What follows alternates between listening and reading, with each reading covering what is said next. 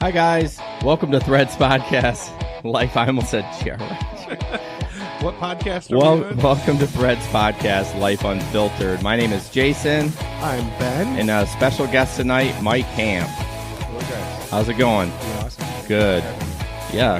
Can you get up there on that mic just a little bit? That'd absolutely. be great. I'm having a little trouble hearing, but that's okay. Usually it's me who can't hear. Right. That's true. Because, you have hearing aids and you're old.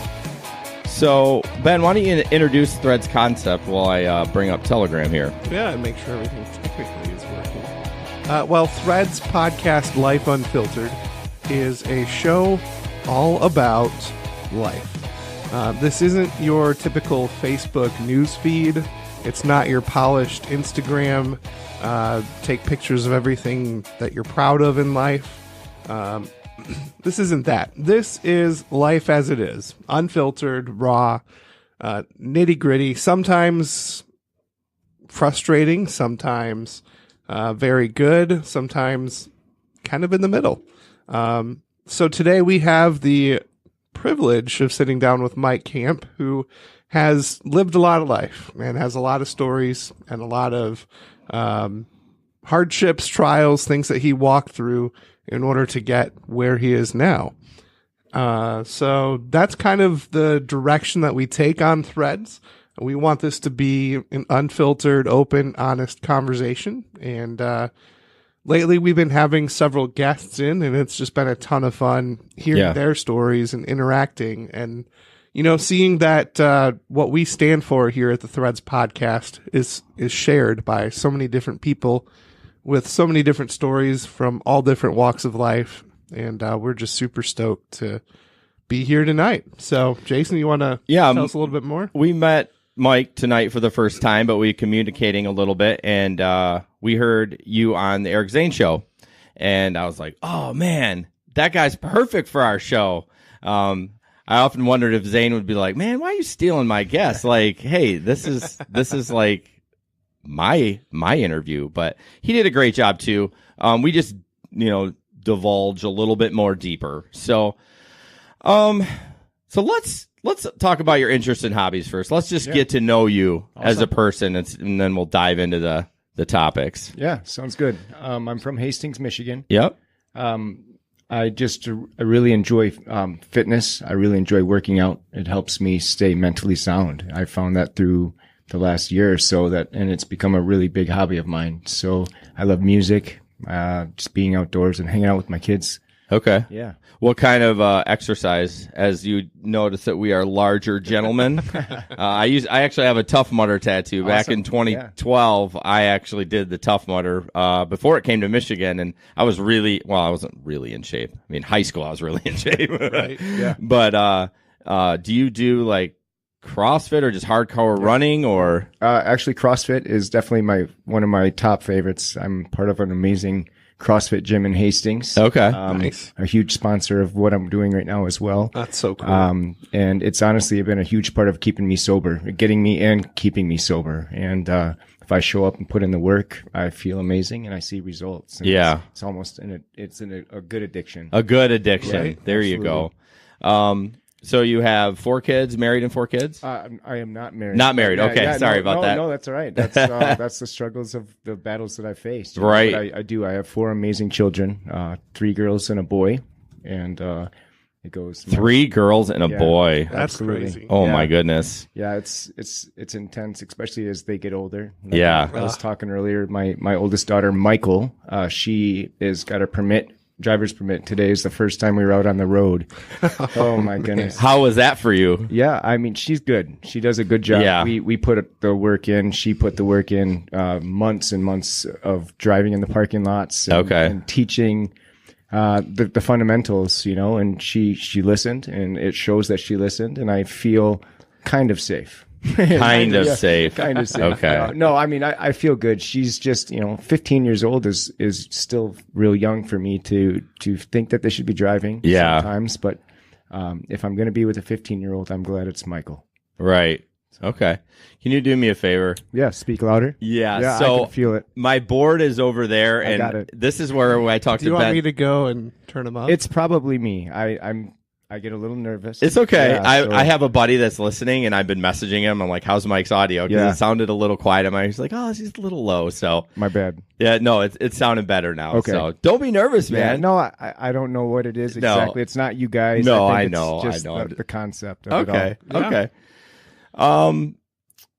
What else? Ben's got here. Do you prefer coffee, hot or ice? Like, these are the questions he wants to know about you. Oh, so. awesome. Yeah. Is it serious questions? Or I mean, okay. well, Put it in there as just if we need a fallback and Ben's the obsessed conversation's with not coffee. flowing. So Okay, no, I saw that actually. I was reading something that you got a coffee love for coffee. yeah, But, he's a Starbucks snob. So okay, It's true. Okay, I'd have to say Big B. Just Thank you. Yeah, I no offense. I just No, have, none I have taken. a couple. A good buddy that works at Big B, and Okay. How he- close? he What's the hooks me closest up. Big B in Hastings? Yeah, there is one in Hastings. There Yeah, is? there's a Starbucks as well. Really? Yeah, What? so we get the choice, and Big B's a little bit out of town. But Where's I the Starbucks? Starbucks is right in the. No, don't tell him. Don't tell him because he Yeah, goes to always Hastings going for to work. Hastings. You're right. No, it's in the Family Fair, the grocery store okay. down there. So Is that Yeah. grocery store a competitor of yours? At yeah, the meat I market? guess, yeah, but I guess I'd have to do a better job at plugging Tom's now that I Right. just plug them. But So yeah, that's where you work, right? yeah, Tom's Market. What do you do there? Well, a little bit of everything. Yeah. I'm the guy that I don't cut meat much. I cut the tip of my finger off just no. recently. I don't, see that. They don't like me using knives or anything. So no, I work with some of the most amazing human beings on the planet. There, I show up. We have a good time. We get stuff done, but we have a fun time. The owner, all the people there, just amazing people. Yeah, I heard So, on Eric's podcast that they've been super supportive. just in life in general, and then for the walk that I'm getting ready to do. But yeah, Nicole is amazing. I got a good buddy, Donovan. Elmer is another amazing dude. Dustin, just all the dudes there, all the girls. They're just great to be around. That's awesome. Yeah, for sure. So you got to check them out. Tuesday. I'll be there. I'll get you some samples of some stuff. Yeah, I for sure. wonder. I'm thinking. I'm terrible. Hastings. So like, is that in Allegan County? No, it's Barry. Barry County. Oh, so it's more towards the east then. Yes. Yeah, East, like from Kent County. Well, yeah, south. Yeah. Well, southeast. I take exactly. our shop. I do lawn fertilization, and Okay. we're at 84th and Eastern. And I know I take Kalamazoo down, and then it like Barry's like the next street over once you pass the county line. Yeah, it's all connected. Like there's a bunch of different counties right there together. But Yeah. yeah, I know what you mean. Yeah, Hastings is just a small little town, but Yeah. it's growing to be. From when I was in 5th grade when I moved there to Okay. now, it's a complete different place. Yeah. I mean, if you have a Starbucks and a Right? Yeah. You're doing something right. So you moved there in 5th grade. Yep. Where'd you live before that? Port Huron, Michigan, over on the east side of the state. Okay. It was definitely culture shock I can moving from imagine. there to there. Man. And we were bored all the time, so I blame that on some of the issues that I got into. But I'm glad I got to Hastings. It's a great place to raise a family. It's a great place just to be still like the safer feel to it. you know? And the Thornapple River runs through it. It's just a really neat place to be. Do you fish?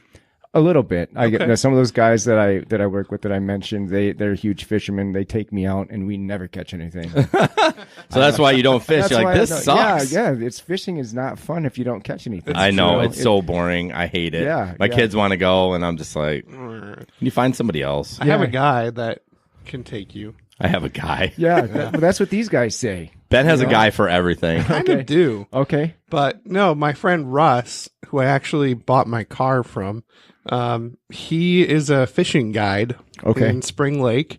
And every trip I've taken with him, we have caught the biggest fish and multiple fish. Like, I don't know how he does it, but he's like a fish whisperer. Yeah, right. Almost. Yep. So, That's awesome. What about mushrooms? Do you guys ever go mushroom hunting? no, but I did see my friend posted some pictures of some he found in his yard. Okay. Yeah. So- yeah, I don't believe those are real either because I've never found one. But all these Like a guys- morel? Yeah. Oh, I've Is found that those. how you say it? Yeah, morel Yeah, mushroom. morel Is it- mushrooms. Okay. What do you say? I don't want to say. No, he's got this Youper. This West. I'm not even a Youper, though. Well, he says blag instead of blog. He goes and bagel. So how do you say morel? I thought it was moral, like Okay. just moral, like the moral of the story. I get it. I could see why you would think that. Thanks. Anyways. See, Mike is kind to me about my pronunciation. Oh, I'm not letting you go. So share with us the circumstances that led up to this Values Not Feelings project that you're working on. Is project the right word? I would say project. It's just a way of life for me. It's something that, and I'll get more into it, I'm sure, as we go to get you guys to understand it a little bit more. But I lived since 16 years old hooked on opiates and alcohol, and that's over half of my life. Yeah. And I've tried many things, rehabs and many different meetings and groups and church things and just many things. And,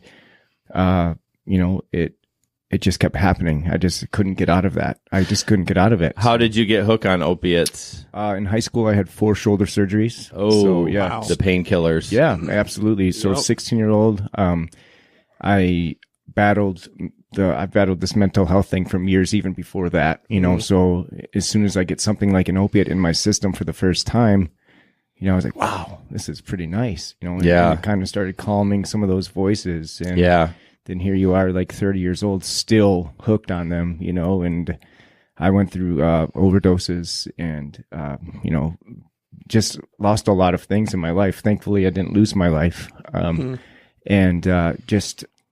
slowly through becoming sober and putting in and realizing that it's way different than I ever imagined as far as what's going to get you there. Yeah. It's an inside out thing. It's not anything else. It's gotta start from within, I believe. And I started to realize that I'm in control of how I respond to life and to what happens to me, how I feel. And I don't have to respond out of how I feel. I can respond out of something deeper. And that's, to me, that's the value. And that's, yeah. So your tagline or hashtag is Values Not Feelings. And can you explain that a little bit better? Sure. I know you started to, but I actually, not that I'm confused, but I'm like, I want to know what it exactly means. Yeah, for sure. So, just a lot of times, we respond out of how we feel, out of these emotions inside. And, we are in control of that. Like, we don't have to respond out of that. We don't have to respond out of our anger or out of all that stuff. We can actually get to a spot where we can become more disciplined, where we can start to work towards responding like no matter what, we're going to respond this way. And you start putting in some work there, and you don't have to respond out of the emotions. You can respond out of something deep inside, like your value system, something that is more important than screwing up all the time and acting angry and just being rude or mean, or having to, which ultimately led me to not have to use substances to hide that stuff and push it away. I could start to deal with it and realize that it's something I'm going to feel, and I don't have to respond there. And so Values Not Feelings is just a response to life and anything that happens in life. It just kind of reminds me that, I can put the work in to actually get better there. Did you have issues with anger where you would pop off a little bit? Oh yeah. Because I'm a kind of a pop off guy. I mean, Ben's going to tweak some things. This is why we need a producer. Right on. But I have trouble with that too. Just a quick background on me. Nothing like yours, but I mean, I was abused as a child till I was big enough to stop it. Yeah. And so I have issues with anger, and I've been in therapy and been working towards that. But yeah, I have the pop off, and what you say is like, you are the only one that's controlling your feelings. If someone pisses you off and you act like a dick, that's kind of on you. It is. And now that I've experienced that and realized that we have some sort of control there, it made me realize that I wanted to continue to do that because I like the progress that's made when I don't act like a dick. I like the feeling of being like, wow, I handled that so much differently than I ever used to do. Right. And then once you start seeing progress, it's something that I want to continue to do more of. It's tough, not slipping back into that. Yeah. I mean, for me, it's like, it's just a natural, like when, my therapist explained, like your brain was wired that way. Absolutely. So we're working on rewiring it so that when you have that, you give yourself a split second to Okay. Don't act like that. And then before you pop off. Yeah, and it's there, and you can start to recognize that you have that split second, and Yeah. you start taking advantage of that split second, and before you know it, sometimes you don't even pop off. Right. Like, whoa, it becomes a habit. Just Yeah. like we had all those bad habits, we can replace them with some of these good ones, if Yeah. that makes sense. Yeah, totally. Yeah, I believe that the way we're wired plays a huge role in some of these addiction problems and all this mental health stuff that's going on. So the alcohol too, that was just, Oh man, I mean, it just, it was just there, and it was so easy to be there. It's so accepted in life. It's everywhere you go. It's cheap, and I mean, after a few beers, problems start to feel like they go away. But I know it numbs it, man. Yeah, it does. I've tied some on before every Yeah. once or twice a year, and not because of problems, but Yeah. I know it makes you feel good. it does. It does. So, Yeah. what happened in your life that convinced you to make some changes? Because everyone talks about the rock bottom, right? Yeah. And you can't force somebody to get help. Like you can try, like you said, you've been to rehab a bunch of times and stuff, and it probably didn't work, right? Right, Because you correct. weren't ready. Yeah, that's but it. what was that rock bottom moment when you're like, oh wow? Yeah. Because I'm sure Yeah. you know. Yeah. Well, honestly, it's weird because you would think rock bottom would be when you almost die. Yeah. And that's what I think what rock bottom would be, and that happened to me September 11th, 2007. wow. I overdosed and almost lost my life then, and it took another 10 years. Really? Yeah, absolutely. And it wasn't. So I've been married 2 different times to 2 amazing women, and they're great moms, and I don't blame them at all for not wanting to be a part of what I was doing. But I messed things up, and I understand. I'm okay where life is now. I'm not saying like I want them back and that kind of Yeah. stuff. That's not at all what I'm saying. I see where I was at. I see why they did what they did. I see why it didn't work. But after my second wife was like, okay, we got to be done, I felt myself starting to go way back deep into it, like the first time when I almost overdosed. Yeah. And Wow. at this point, I was sober from opiates, because I've been sober from opiates for about 4 years. Okay. About 20 months for alcohol. And that's when that was my rock bottom, I guess. I was like, I don't want to go down that road again because I probably won't make it out. Yeah. And that was it. So it's not really a rock bottom. It was just something finally clicked and Yeah. shifted. So it wasn't an incident like the overdose. Yeah, It was yeah. just like you had some time to process it and be like, yeah. wow, I have to get my S together Yeah. or I'm not going to make it. Yeah, that's it. My kids getting older, just enjoying watching them do sports and just do life. I really came to a spot where I just had to change something, and that's Sure. when actually CrossFit came in, and wow. I found out how awesome working out is for mental health and eating right, putting the right things into my body, and Sure. got involved with this awesome group of people that were showing up at the gym every day and putting in the work. So I tried it, and it changed my life. That's awesome. So the CrossFit, are you one of those? What do they walk around and say? What's the WOD or workout of the day? Work of the day. Yeah, You don't seem like one of those guys that walk around and be like, What'd you live today, bro? Yeah, no, man. It's we don't have those guys, man. I have some guys and girls in our gym that are the most badass human beings on this planet. Yeah. And sorry for the A word. oh no, it's But, fine. They truly are, and they inspire me to That's want to awesome. push it too. And I honestly, in August, I had another shoulder surgery, Oh wow. and man. so that's number 5, and it's still not. I've lost a ton of range of range of motion. And like honestly, like I can't go back any further. Okay. It's What just- was the issue in high school that you had to, like football injuries? Well, sports. I played everything. But they kept dislocating. Oh, they just weird. kept popping It's just out. one of those Yeah. things. So they had to go in there, and I was in some crazy slings for months at a time and braces, and Oh man. it was just a rough time back then. And then I was having issues in August. I finally went in and had some MRIs and testing done, and a bunch of tears and a bunch of issues. So August 17th, I went in for my 5th shoulder surgery. And then that kind of put CrossFit on hold for a while. Yeah. No kidding. Yeah, no, we'll get back to that, I'm sure, if we talk about the walk. But I lost my train of thought. No, you had Sorry. the fifth surgery, and then CrossFit had to get put on hold. Yeah. So, but now I'm back, and you were talking about like you don't look like that guy that's trying to it's and I don't. It's a competition against myself. Yeah. But then you have some amazing dudes and females who are in there killing it every day. Yeah. So you want to try to keep up with them. Right. But it's like all pride and ego is gone. Like it has to be. I feel like, and this is in Hastings. Yeah. So I feel like that's kind of a slower living. You know what I mean? It's not like in the big city. I mean, it just seems Grand like Rapids is such a big city. Well, I mean, when it comes to like that kind of stuff, I feel like if you were at a right. CrossFit gym and they'd be like, just I like see. all like, you know what I mean? I don't know honestly, I think CrossFit as a whole, though, I think it's more humbling than what people have. 'Cause, Really? Yeah, I think you go into one CrossFit gym, like our head trainer Andrew, he goes and he has.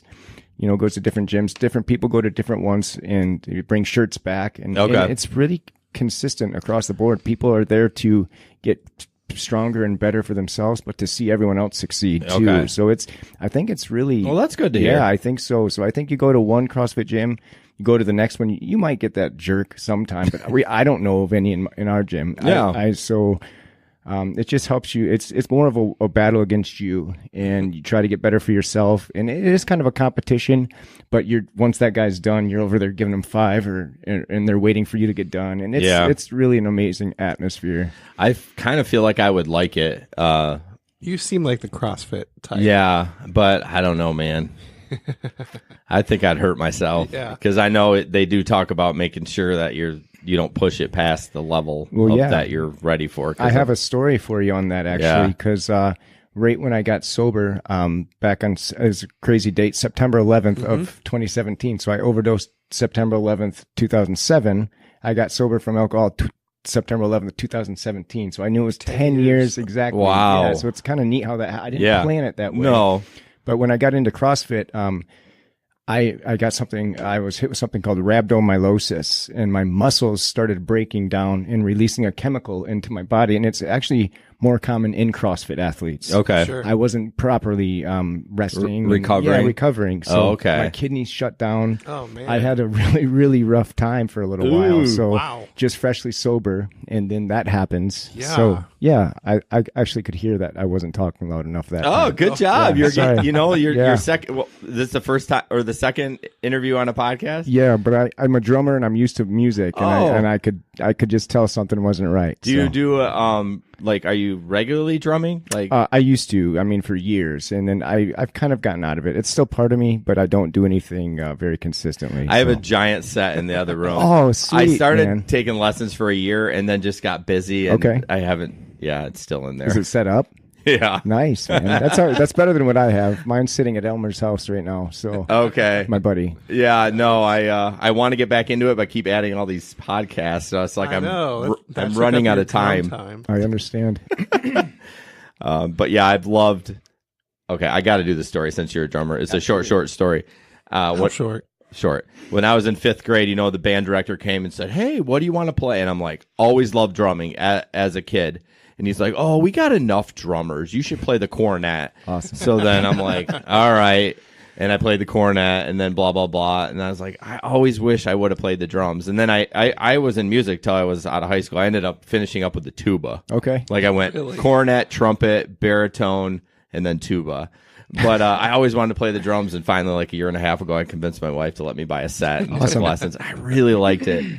I think the first song I learned was "Sweet Child of Mine." Okay. Yeah.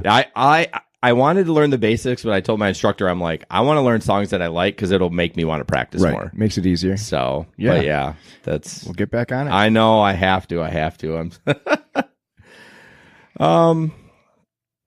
So along your journey, I just heard the buzz really bad. That was weird. Must have been your hearing aids. Must have been. I don't know. What have been some of the benchmarks? I mean, between September 11, 2007 and September 11, 2017, what are some of the benchmarks that you can look at and say, okay, this is starting to make sense. I need to start changing some things around. Or was it just a 10-year span, and it was in 2017 that you finally, you decided to sober up? You see where I'm going with that question? Yeah, I do. Yeah, so I always knew I had a problem. Sure. You know, my temper and drinking doesn't mix. You know, I was always getting in fights, always, you know, busting my hands and just doing really stupid stuff.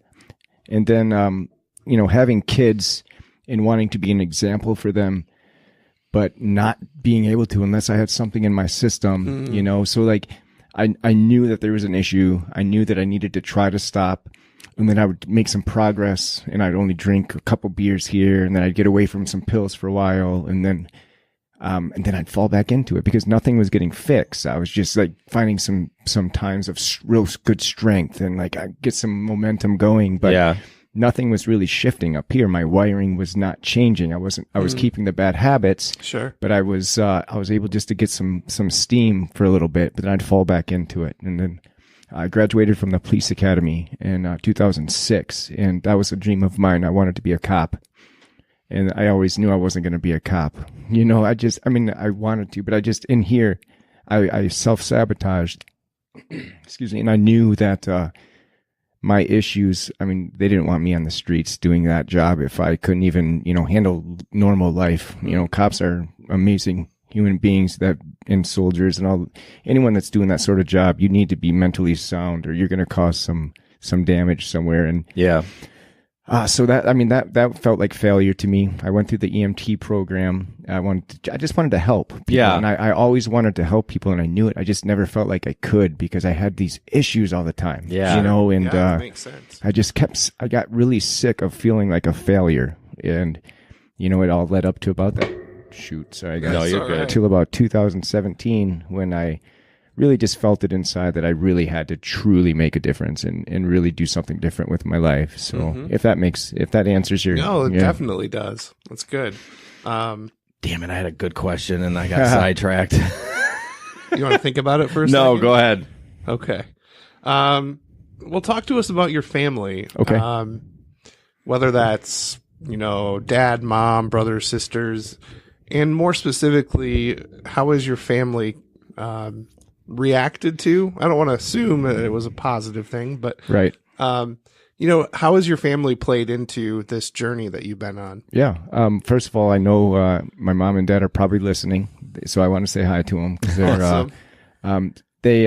They both they're divorced, you know, and growing up there was always issues. I won't go into detail with much. I don't want anyone to, you know, feel like I'm bashing. You know, I love my dad. I love my mom. But it's your story. It is my story, and other people have similar issues that need to hear that you can have these kind of things in your life and get through it. You know, so that's why I like to talk about it. So, my childhood was awesome. I was loved by my parents. We just we had a lot of rough things going on, and I'll leave it at that. Yeah. But I never once had to ever question if they loved me, you know, so I can't blame it on any of my issues, like my decisions on them. You know, they were there. I only have, I can name a few people that have never truly given up on me. And a lot of them are my family members, you know, my mom, my dad, my sister, Amy. And then I'm not saying that everyone else did, but I can say for sure that they've stuck by my side through all the stupid shit that I've done. And it's been a lot, you know, I hear you. So yeah, they are huge, reasons why I'm gotten to the point where I have, because even though a lot of people could have very easily just said, no, this is the 100th time.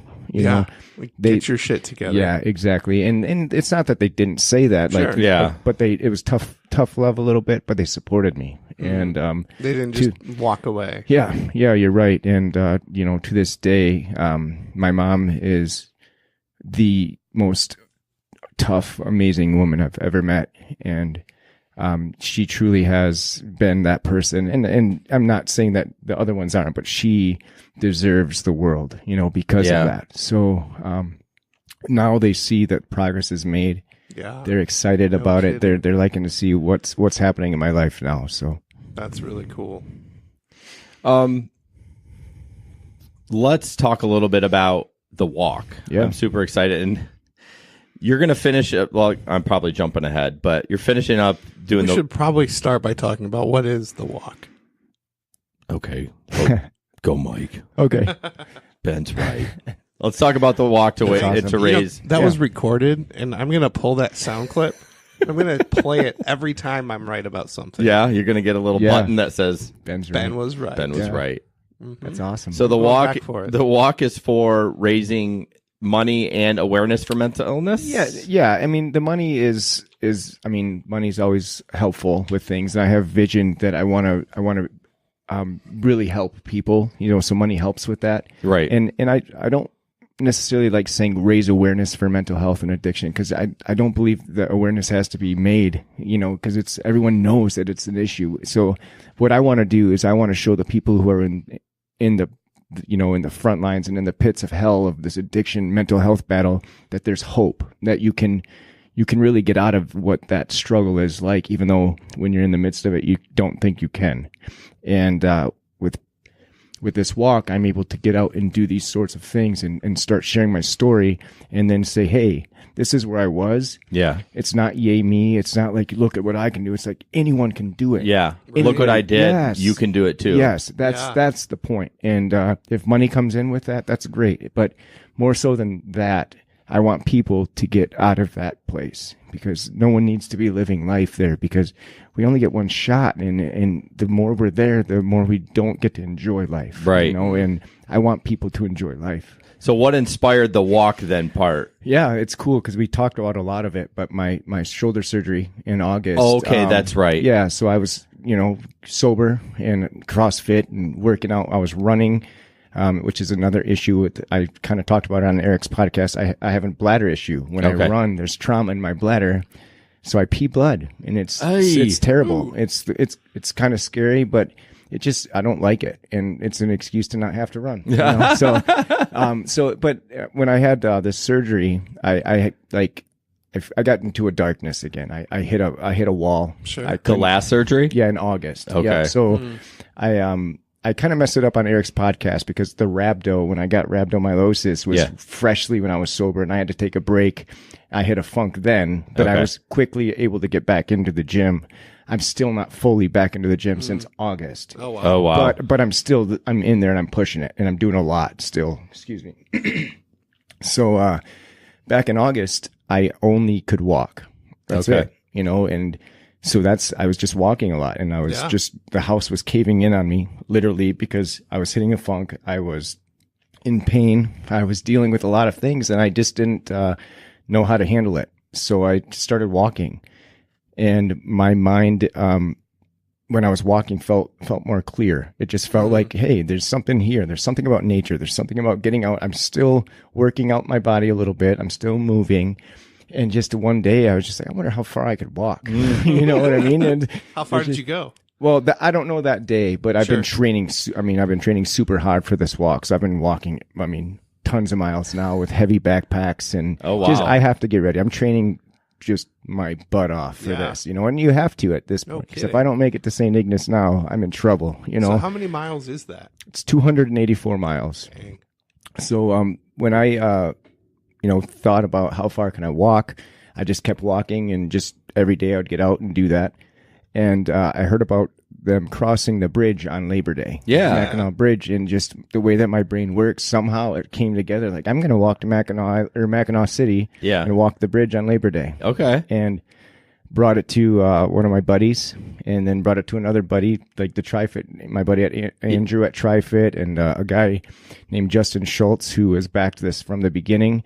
An amazing human being. I thought for sure they'd just be like, you're goofy, but they supported it. Yeah, well, it is goofy, but hey, why not? That's right. Why not? So I don't, I just got that idea and just started putting the work in, and now it's turned into a really cool project, and I'm pumped. I'm excited for this one. So well, why I brought up the Labor Day first is that my mother-in-law has a cabin up in Mayo, Michigan, which isn't very far from the bridge, and we always go up there on the holidays. I thought, well, maybe I meet you up there on Monday, that'd be awesome. and we walk across, because it's only like, I think it's 70 miles from where we're at, so it's not terribly far. Cool. So I thought, man, that would be cool. I mean, I would love to. More the merrier, because we have a lot of people that are going to meet. I'm going to have a lot of people up there trying to trying to walk the bridge with me, and it's going Yeah. to be great. The more, the merrier, man. I mean it too. It's going to be a awesome. celebration when I cross that thing for sure. It's gonna be pretty emotional. Yeah, absolutely. It's gonna be great. I'm getting goosebumps thinking about it. Man. Good. So, So awesome. my ignorance of the map, how far is St. Ignace from the bridge then? St. Ignace is on the other side Is of the that- bridge. Yeah, okay. so that's the finish line. Yep. Don't laugh. No, it's okay. No one said. No, I'm talking about him. Oh, okay. No one said I was smart. Have you ever been across? Okay. That's all right. Go ahead. Fine. No. Have I ever been across the bridge? Yeah. Yes, I have. I've You were driven in across. St. Ignace. Yeah, but I mean, I was probably a kid. Jeez. I've only been there a once. couple years ago. You see how I pour my heart out and say I'm dumb and I don't know, and he just like railroads me right into the. opportunity to get out. Yeah, that was a softball, and you took it. I'm starting to did. see how you guys work, man. It's good. That's always going back and forth. I've seen it. I'm going to start taking tallies on who wins at the end. Yeah, tell us who won. Yep. So one thing, Ben wrote this, and it said that you're sponsored by a counseling office. Yeah. That's Man. crazy. So these guys, Tell us about that. yeah, I have to because I have a list of sponsors that I would love to mention. If You that's at mention some whatever point, you but, want. These guys completely took this walk and this vision yeah. and took it to a life-changing thing for me. Okay. And there's secure counseling they have a branch in Hastings and Okay. a couple other counties as well. But they have. I'm still blown away at the opportunity these guys are giving me, and we're going to start working together. I'm going to start leading some of their classes, some of their to help the people that are battling the things that I'm helping. Wow. You Yeah. know, and they're I'm not going to go into detail on some of the other ones yet because we're still working Oh yeah. on some of it. Don't keep it low. Yeah, I have to for now. Yeah, that's but totally fine. but they have come on as an amazing sponsor for this and have truly changed my life because of it. So is cool. your I'm assuming you're see a therapist? But I haven't in a while. Oh, I have- really? yeah. Yep. I did for many different times. You know? Right. But and nothing against them. But I'm sick of medicines trying to be pushed on me. I'm not against Really? I'm not against other people in taking medication. Sure. But I've come to the decision, like for myself, I can't change a thinking issue with a chemical, and that's what I've tried to do my whole life. When I said therapy, there's psychiatrists Yeah. and psychologists. No, you're right. Yeah. Yep. So I was talking just because I see a therapist like every 2 weeks. Okay. We just talk. Yeah, Like and I'm sorry. I guess I went way. that's big okay. on I just that, wanted to so- clarify that Nope. I wasn't talking all about. right. But you're right. It is a pill push. Society. Yeah. Nothing against therapists, man. No, no. I didn't mean it like that. No. I just wanted to clarify. Yep. So I understand where you're coming from, and especially someone that's been addicted to opiates, or it's like And you all- don't want to take anything. I don't. And Like I- even for your last surgery, Yeah. you didn't take anything, did you? I had to for 2 weeks, but it was on a complete.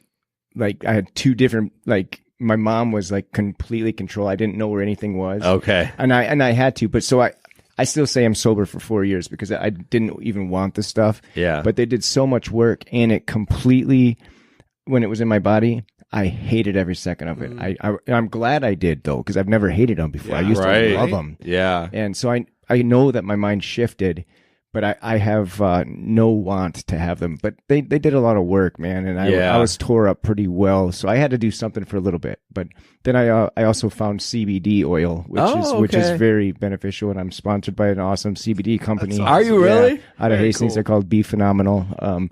Just awesome products, and it's in a way, and it helps anxiety and a lot of different things, you know. Yeah, but for sure. but the inflammation and the stuff that comes with a messed up body like mine, it's really beneficial. So what is your view on like the marijuana? I know it's altering. I understand that, Yeah, and you wouldn't yeah. use it, but well, I have used it, and Okay. but I choose not to now. I mean, Okay.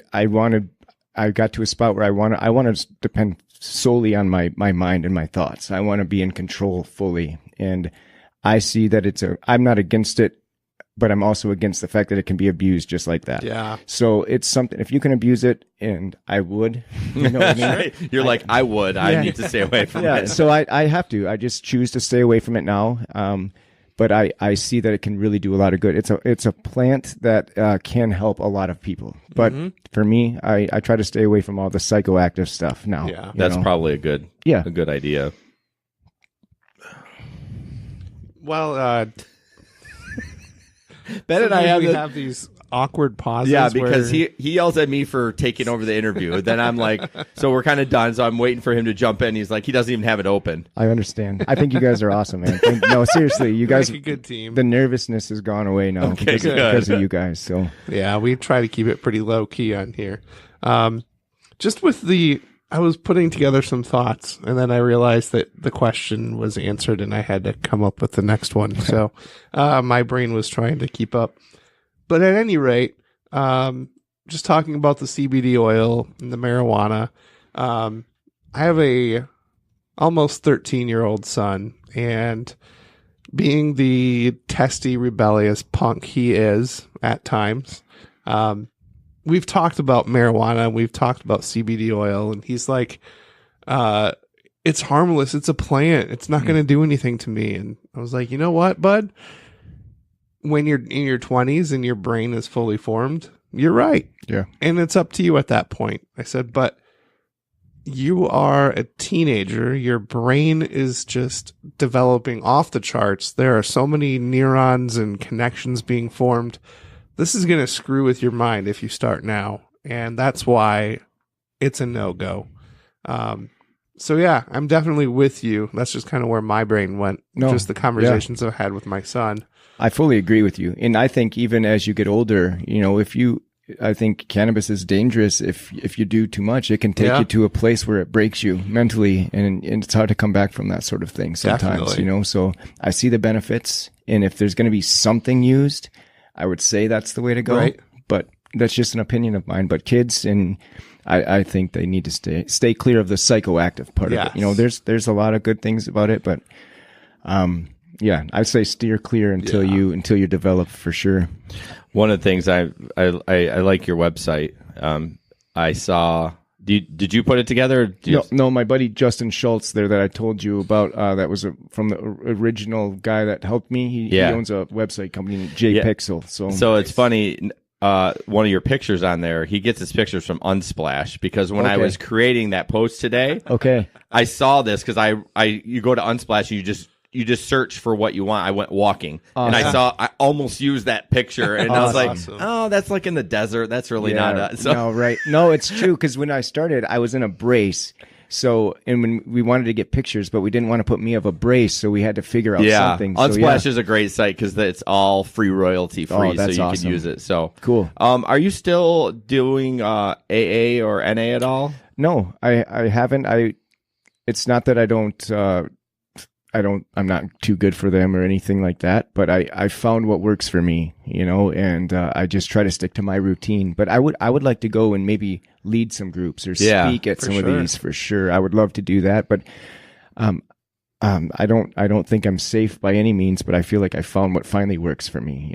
Just like that when I went instantly to the medicine, when you mentioned therapists, like I think of how many times I went to those meetings and and I'm just like, it frustrates me, not the meetings, but just something in my brain happens when I think about AA and the fact that I've tried it for so many years and it just, I wasn't ready, and now I feel like I found what works for me, and I just don't go, Okay. So I mean, that's fair. Well, when with Eric too, he started drinking those NAs, and it's interesting, and he says he has, and I believe him 100% that he doesn't want to drink anymore, but I feel like that's super dangerous, because he's like, I really like to drink beer. And no, I get that, and I know he doesn't go to AA or anything, but he's managed to deal with it. And I think everyone kind of does. If it works, if whatever's working for you, if it's working, don't change it. No, you're right. Once you start slipping, got to self-reflect and say, maybe I'm not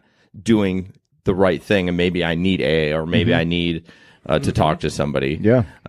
So I think they're doing amazing things at those meetings, and they really help a ton, but as like you were saying about the NA, the Bush NA stuff, I love the flavor of beer as well. And I don't have a want. I wouldn't come back if I drank. I think I would truly be done. If you started again, like not the NAs, but if I drank alcohol, I don't think I have what it takes to come back for this last time. I don't think I do. So that scares the shit out of me.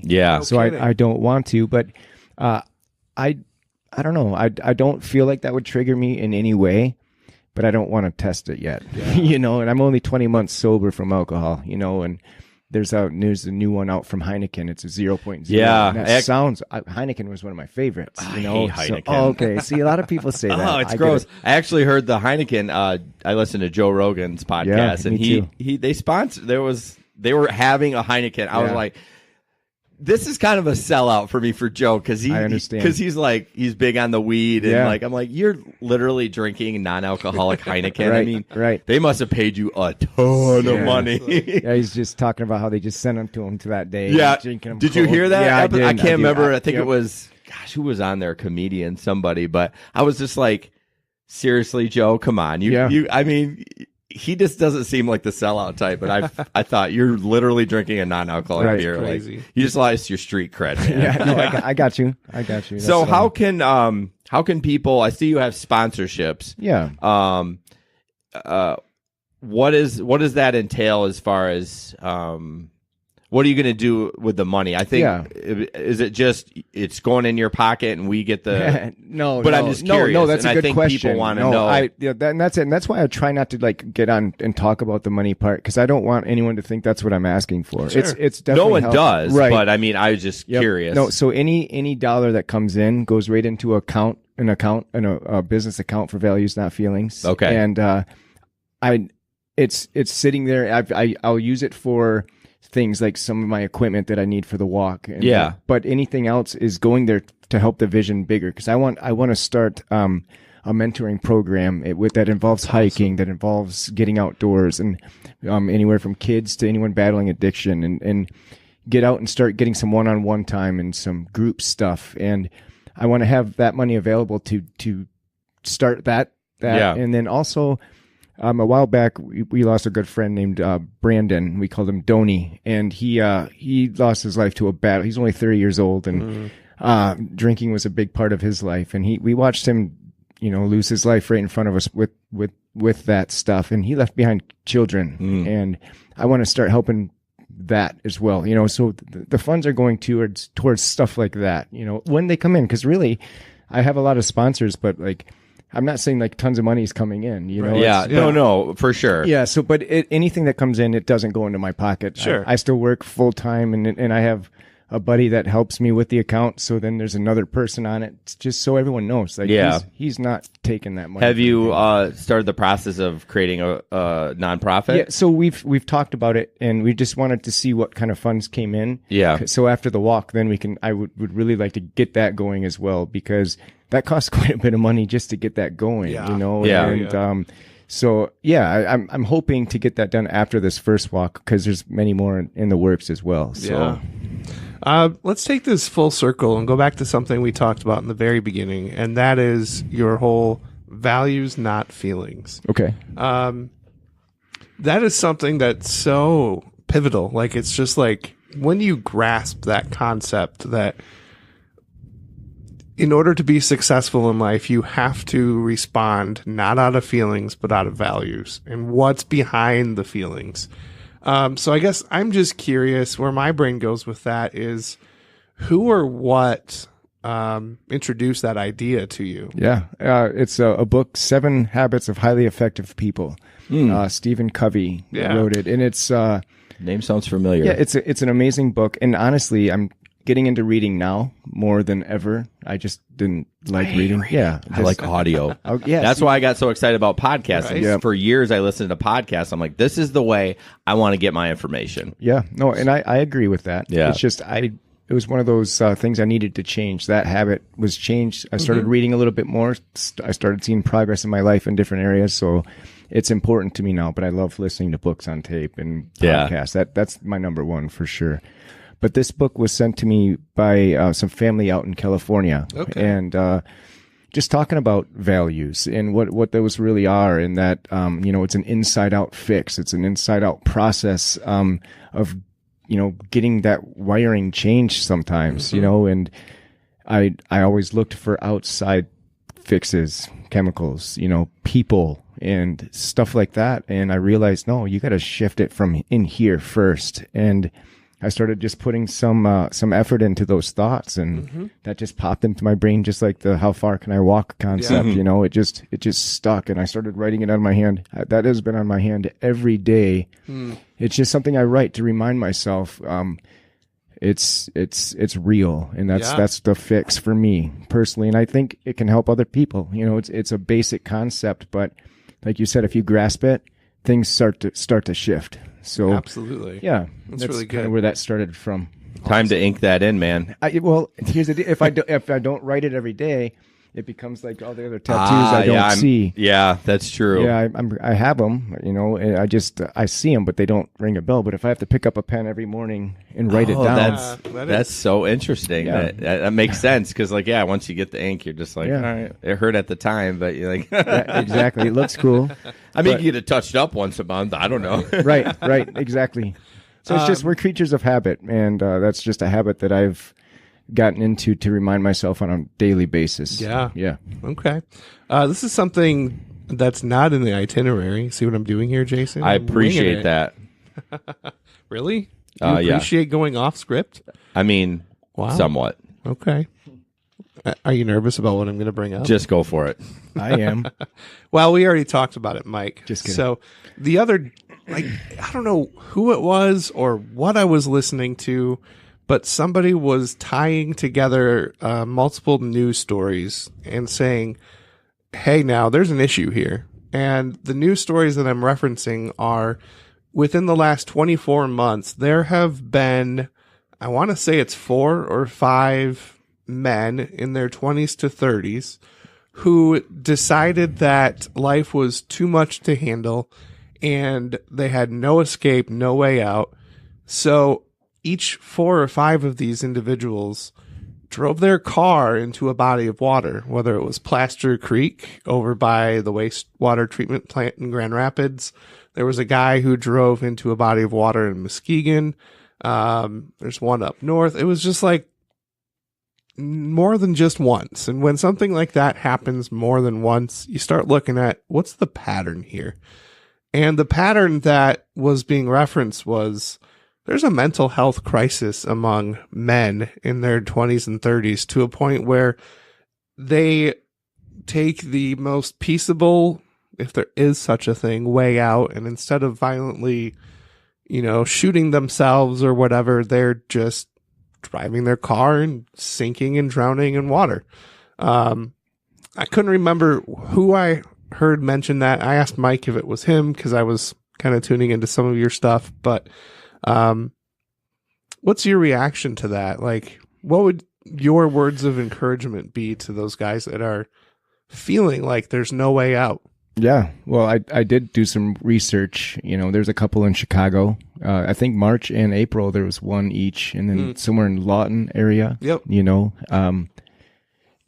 First of all, man, like I couldn't imagine that being the way to go. And I'm not like that. That just blows my mind that's how someone could end this all. And, yeah, I feel like that's super suffering. Man, suffering for sure. Yeah. If you ever just like choking on water, it scares the crap out of me, Sure. Not to mention having to stay in that just to go, but the suicidal stuff, like that's, man, I've battled that, by my whole, young age. I've had issues where those dark thoughts come up, and I'm 36 years old, and I still, even though things are going good, those thoughts can still come up into our heads, and man, like there's just we need to be more open and more like when we're feeling that way. Like the whole idea of you guys' podcast, like having other dudes, and I'm not saying that girls don't feel this way too, but the guys don't want to talk about it. Yeah, I don't understand that. And like I've said to Ben, and he's even said stuff to me that it's, I've never said to any other guy because it's not that I was afraid, but I mean, I just never had that connection with anyone else. And it's so important. And no one's going to think you're a wussy, right? Like, you know what I mean? If you could help somebody and, I mean, isn't it worth it just to to kind of connect with somebody. You're right, man. And just to say that. I agree. Like I've since I've gotten sober, since I've started to want to be more of a part of the solution, so to speak, instead of living in that funk and in those areas, like emotions aren't bad. Like responding out of them aren't bad, but feeling that stuff, that's good that we feel that stuff, but then talking about that stuff and instead of pushing them down, and they don't go away, they just go somewhere deep and they come back. Yeah. They just come back tenfold, and I don't know why we don't talk about that stuff. I don't know if it's, because I was never raised saying, well, don't talk about that stuff. It's just almost like it's built in. Well, I think as kids are getting older or being raised right now, I think it's starting to go away, because I think it is a lot to do with the nurture. You know what I mean? Not that you were told not to do that, but maybe you didn't see that from your dad or your mom. Yeah. My wife never saw her parents fight in front of them ever. Wow. That's awesome. So she had but she had no conflict resolution. No, she you're right. So then when we got together and started fighting, it was like she was bawling, and I'm like, "What's going on? We're just having an argument." You know what I mean? You're right. And so it was good for her not to see that, but that's how she was raised. Mm-hmm. So, I connect with my kids like my dad and mom never did. I apologize when I have an outburst, and I explain why I felt this way. And I just think it's just how, kids were raised back in the day. I mean, because you and Ben are about the same age, and I'm about 8 years older. So, okay. But yeah, I know I feel bad because earlier I had posted you raising awareness for mental illness, and you said, no, that's not what I want to do. And I was like, shit. No. I just, the way that's said, because I'm just saying, like, we all know about it. Yeah. So I'm definitely trying to shine light and be a voice and all that. But like, I don't have to raise any more awareness because it's out there. Like like cancer awareness and stuff. Like everyone knows that stuff's there, but I want to raise hope for that. That's what I don't. I like that. I don't want to raise awareness for the fact that it's there, because watch the news for one night. Seriously. We know that it's there. Oh yeah. But I want to raise the to help, You're raising awareness that there's a life beyond. That's it. I like that one. Yeah. Good call. So, no, I did not mean to say no. And I'm glad you said it, because that's a good point. It's like, okay, big freaking deal. Everyone's cancer, AIDS, whatever, but you're right. We all know about it. Like we'll have to work on a tag for that. I took a lot of crap. Wood TV did an interview with me. Oh, did they? Yeah, and it was awesome. It was back in April, and they did an amazing story. And they're going to do some other neat stuff with me, which is cool. But they man, there's a lot of people that talk crap. Oh, you know what I mean? Seriously, it's terrible. It's horrible, and I think they do it just to do it. Yeah. But I got caught. I didn't respond, but I got caught up in reading some of it. But someone said that, they're like, "Why do you have to raise awareness for that?" And I was like, that makes sense, because the news says that he's raising awareness for that. And he's like, I took positive out of what he was trying to be a jerk, but I was like, you know what? You're right. Why do I have to? I want to I don't have to raise awareness on that. I want to raise awareness on the fact that you can get out of that, and I want to raise awareness for hope or something like that. Yeah. Now I'm going to ponder that tonight. Yeah, please do. Let me know what you come up with, man. I love it. So, how did Wood TV catch on? Did they reach out to you? Well, I reached out to a lot of different people and just started sending out the emails saying this is what I'm thinking about doing. And Catherine Ducharme is her name. She's one of the reporters there. Yeah. She, like, a while after, she reached out to me. She must have got it. Yeah, it was awesome, and that's what she said. She says they're the bad guys usually. They're the ones having to cover all the crap. So when they get something like that, they love. So I'm just curious, when they reported on it, were they 100% accurate? Were they 90%? I feel like every time you see a news story, it's never 100%. Right. Honestly, you guys can check the video out sometime. I'll try to show you a link or something. They did amazing. They listened. That's good to hear. Yeah, we sat down. They came out and walked with me a little bit. They did a great job, and they listened to what I was saying, and they reported it, and it was really refreshing to see that, because like you said, sometimes it looks like if you ever know knowledge of a story and then watch it on the news, you're like, that's not what happened. I mean, you're way off. And so I actually don't watch the news anymore. I go to either Twitter or Facebook, and then I see a headline, I'm like, nah, Because I don't want to always, because the news, you don't get to control what you get to see. True, on absolutely Facebook, right. You're like, I don't like that title. I'm going to move on. I'm not going to read it. You That's know awesome. what I mean? For what it's worth, Wood TV is usually pretty darn balanced. Yeah. My friend from college is one of the producers there, and Okay. he's always making sure that the stories they tell are not biased. I mean, as much as possible. Nobody's Right. perfect, but we're going to start to kind of wrap this thing up, but I'm going to skip that. Sorry, executive decision.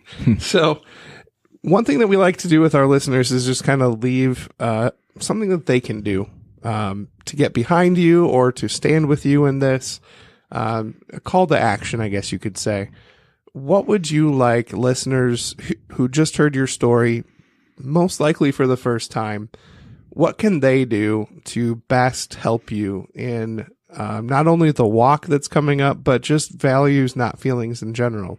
Yeah. I mean, one huge thing is, I think just be more kind, man. You know what I mean? Like, you're going to have bad days and you're going to have times when you don't feel like it, but there's a difference between talking about things and then being in action. And my motto is keep fighting, keep pushing, be love. And I emphasize the be love because that's when stuff starts changing. And I want to see people live that out, you know? And so doing that would just rock me because I want to see more of that stuff happen. That's just how people start to like people are having a bad day.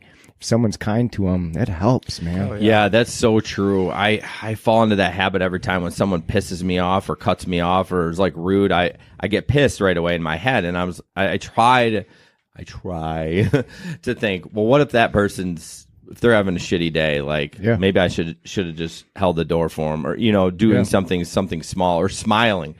All the difference. We talk to people. We're both rideshare drivers, and we pick them up. And they'll come from New York, and they're like, "We love Grand Rapids. Everyone smiles." Wow. You know what I mean? Everyone's friendly, and I think that's not like that. I'd hate to see where they're from, man. Right? Yeah. Really. How many people that do you walk by that don't even look at you and smile? But you're right. But I appreciate you saying that. Say that statement again. It's keep fighting, keep pushing, be love. Okay. Because we have our own struggles that we have to keep fighting and keep pushing through, but you got to remember we got to be love as well, and that starts from in here. So right. And then outwardly, make it part of your day, and it's really neat to see when you can kind of change the atmosphere just by doing that. Absolutely. That's the whole goal, man. Yeah. All right. Well, thank you so much, Mike. We'll definitely push. Talk about it more, and maybe we connect before you walk again. I would love to do that, guys. And people pushing out, sharing, just sharing the vision. That's what this is about. Well, Mike's like a little social media entrepreneur because he was like, "Hey, like this page, and I can give you a decal." And all of a sudden, we were like getting these likes on our page. Awesome. I didn't even ask him to do that. No. I never would have asked him to do that. And I was just not like, at all. "That's brilliant. Thank you so much." No, I'm honored. I want people to see what you guys are doing too, and if we can work together, that's how we do it. And you're right. You didn't ask me to do that. No, I was like, why are we getting all these likes? And then I kind of dug around. I'm like, oh, cool. Way to go, look Mike. at Mike. That's awesome. So, yeah. All right, thanks, guys. I am going to go turn the live stream off. So Awesome.